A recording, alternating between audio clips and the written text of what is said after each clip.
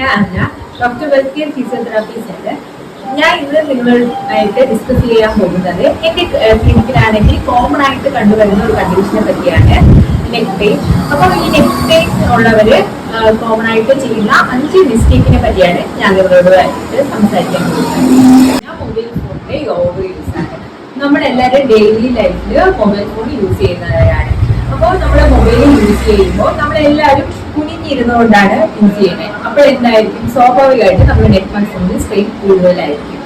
അപ്പോൾ ഇത് കാരണം നമ്മളുടെ നെക്ക് പെയിൻ കൂടാനുള്ള ചാൻസ് കൂടുതലാണ്.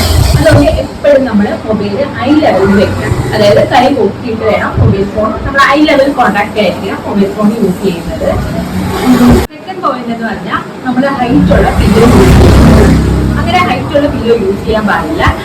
കാരണം നമ്മുടെ നെക്ക് മസിലിന് വീണ്ടും സ്ട്രെയിൻ കൂടുകയും നെക്ക് പെയിൻ ഇൻക്രീസ് ആവാൻ ചാൻസ് ഉണ്ട്. അപ്പോൾ നമ്മുടെ പില്ലോ യൂസ് ചെയ്യുന്നതിന് പകരം ഒരു ടവലോ ഒരു ബെഡ്ഷീറ്റോ എടുത്ത് നമ്മുടെ നെക്കിന്റെ ഈ ഭാഗത്തേക്ക് മടക്കി വെക്കണം.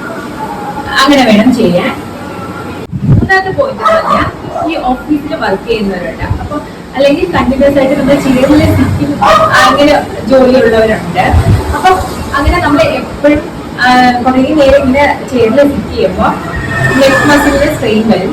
അതുകൊണ്ട് ഒരു അരമണിക്കൂറൊക്കെ കൂടുമ്പോൾ നമ്മളൊന്ന് എണീറ്റ് നടക്കണം. അതുകൂടാതെ തന്നെ കണ്ടിന്യൂസ് ആയിട്ട് ഇരുന്ന് ജോലി ചെയ്യുന്നവരാണെങ്കിൽ ഇടയ്ക്കിടയ്ക്ക് നെക്കിന് സ്ട്രെച്ചിങ്ങും അതേപോലെ തന്നെ പാസീവ് ആയിട്ടുള്ള ജസ്റ്റ് മൂവ്മെന്റ്സും ഒക്കെ കഴുത്തിന് കൊടുക്കണം. നമ്മൾ ഈ കഴുത്ത് അനക്കാതെ വെച്ചുകൊണ്ടിരിക്കരുത്. നാലാമത്തെ പോയിന്റ് എന്ന് പറഞ്ഞാൽ സഡൻ ആയിട്ടുള്ള നെക്ക് റൊട്ടേഷനും എക്സസൈസും എല്ലാം നമ്മൾ സ്വന്തമായിട്ട് ചെയ്യുന്നത് അവോയ്ഡ് ചെയ്യണം. സഡൻ ആയിട്ട് നമ്മൾ നെക്ക് റൊട്ടേറ്റ് ചെയ്യുമ്പോൾ നമ്മുടെ മസിലിന് സ്ട്രെയിൻ വന്ന് നെക്ക് പെയിൻ കൂടും. അപ്പോൾ എപ്പോഴും നമ്മളൊരു ഫിസിയോനെ കൺസൾട്ട് ചെയ്തിട്ട് വേണം എക്സസൈസ് എല്ലാം ചെയ്യാൻ വേണ്ടിയിട്ട്. അഞ്ചാമത്തെ പോയിന്റ് എന്ന് പറയുമ്പോൾ പെയിൻ കില്ലർ മാത്രം കഴിച്ചുകൊണ്ട് നമ്മൾ പെയിൻ അവോയ്ഡ് ചെയ്യാൻ നോക്കല്ലേ. കാരണം പെയിൻ ലോങ് ടേം ആണെങ്കിൽ നമുക്കാണെങ്കിൽ മസിലിന് ഇംബാലൻസും അതേപോലെ നെർവ് ഇഷ്യൂസും ഒക്കെ വരാം. അതുകൊണ്ട് ബെറ്റർ ഓപ്ഷൻ എന്ന് പറഞ്ഞാൽ എർലി ആയിട്ട് ഒരു ഫിസിയോതെറാപ്പി കൺസൾട്ട് ചെയ്യുക. അപ്പോൾ നെക്ക് പെയിൻ ഉണ്ടെങ്കിൽ തീർച്ചയായിട്ടും നമ്മൾ ചെയ്യേണ്ട 3 കാര്യം ഒന്നെന്ന് പറഞ്ഞാൽ പ്രോപ്പർ പോസ്ചർ കറക്റ്റ് ആയിരിക്കണം. രണ്ടെന്ന് പറഞ്ഞാൽ പില്ലോ യൂസ് ചെയ്യുന്നത്. തേർഡ് പ്രോപ്പർ ഫിസിയോതെറാപ്പി കൺസൾട്ടേഷൻ ആണ്.